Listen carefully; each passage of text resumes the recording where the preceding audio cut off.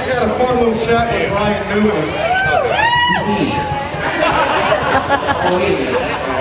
He claims to work for you. I don't know, maybe the guy was an imposter. He does, I see the paychecks. But he was showering you with praise and adoration for actually putting the number 14 on the pole.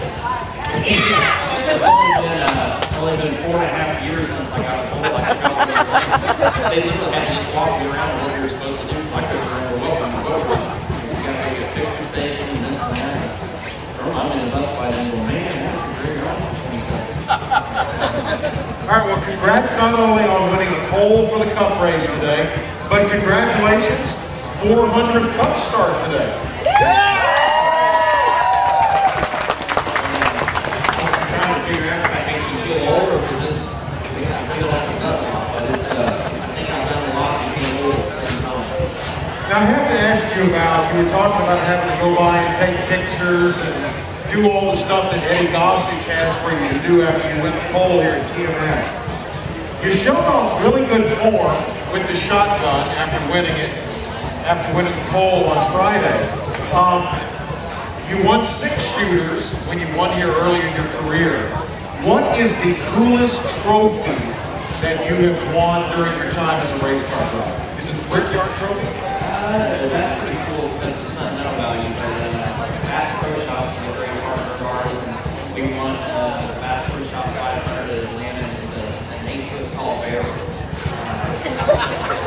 So that is still the coolest trophy. When you talk about the form working up the other day, I have to form because I make sure that we know our property that anytime it's interested. Figure it out. No. Alright. They say hold like a gangster here. Are you sure? Anyway, what I'm saying is that the reason I do what we've done is because on my property in Indiana, there's might be some much spare time on the market. So if they're on the wrong side of this, you will get shot. And I'm thinking probably those are the trophies that don't go like on display when people can hear it. See them. No, I'll put them on my wall. I told you not to mess with it. Okay. We only have one person across the fence, and I'm supposed to send out 3 warning shots if you never see that person who's around the property. We got security cameras around the property, so we always got video where who it is. Normally once I find out that they're in there,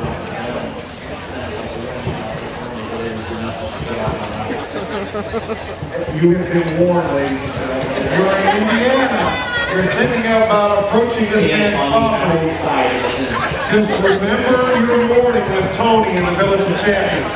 I know, Tony, a lot of fans are wondering, after everything that has happened over the past 4 or 5 days, with Casey Kane and Hendrick and everything else, I'm not going to ask you about, is Casey Kane going to drive for Stewart in 2011, because I know it's way too early in the game for him.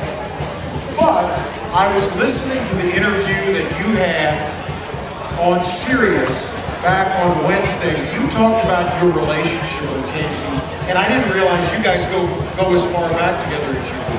Yeah, I mean, I first saw Casey when we were in the East Side Division. We were on the next series, the Sommer Division, and Stewart series together. So eventually we became teammates over there. So I've got to do it pretty well.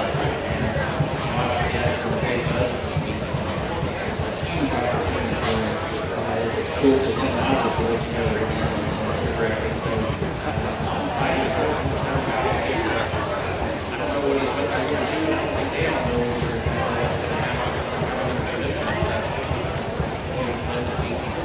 to All right, we got time to take a few questions from Tony Stewart. Who is first up? All right, I got Old Spice Advocate here for you. Is this man right here your favorite driver? Is he awesome or what? What is your name and what is your question for Tony? I'm Boulder and I'm from Richardson, Texas. My question is, I use both body wash and deodorant. Tony, which one's your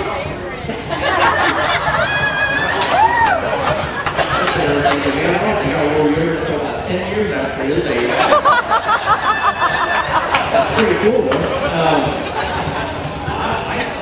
I don't battle between two deodorants at the end of the day. I'm either going to put Swagger on or Showtime. Those two cents that I use. So let's go to the regular.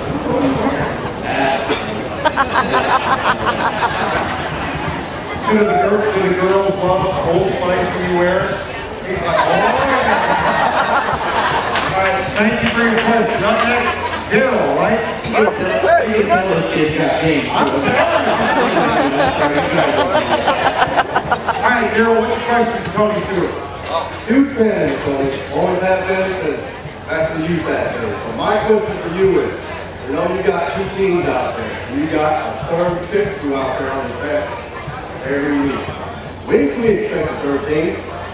Well, keep in mind the third pick crew isn't for a third team. The third pick crew is for Ryan team 19. So if we have somebody that is injured or we have somebody that gets in a slump, we've got guys that are actively going over all these kids that are ready. And basically, it's just like having a football team or basketball or baseball team. We got those guys that are substituting. So if we have somebody that's struggling, we need to have this guy's confidence coach, we can get to those guys and put them in the next week and not be searching around for the guys. So that's what that third pick crew is for. It's not actually for the 13.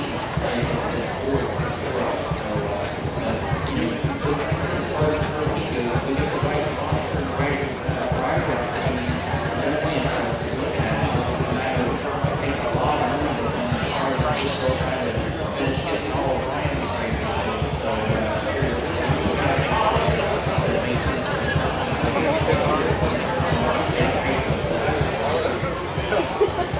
I got a question for you. I was reading, there was a Forbes magazine article not too long ago, business publication, and they talked about all the different business ventures you're involved in. And there are a bunch. How do you find time to do everything and be an owner and be a full-time cup driver? You have like 40 hours in your day or what?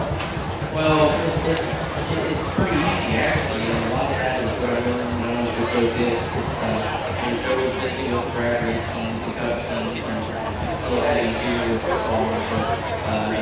It's literally a matter of having the right people, the right position to do the right job. Every one of these companies can run down. It's not a situation where they're all about it. There's good people in place that can run this well.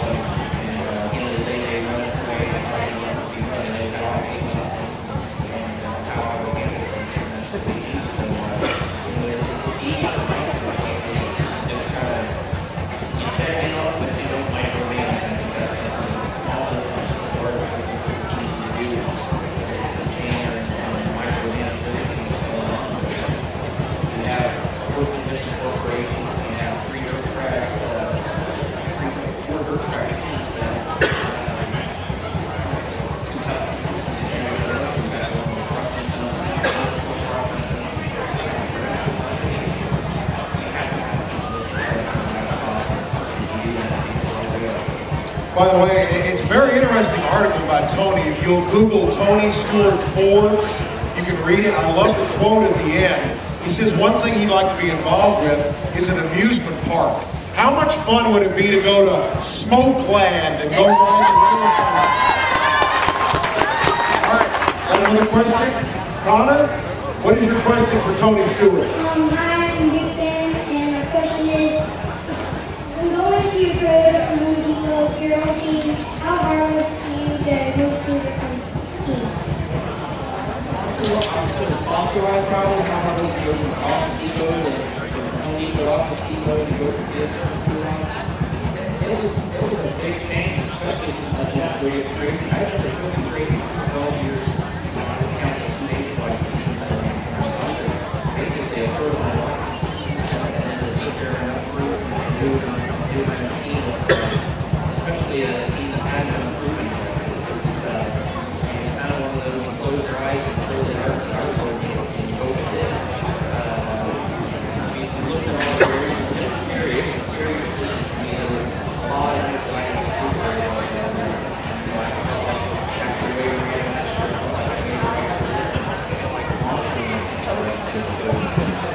So he's on the pole for today. If you win, would you climb the fence?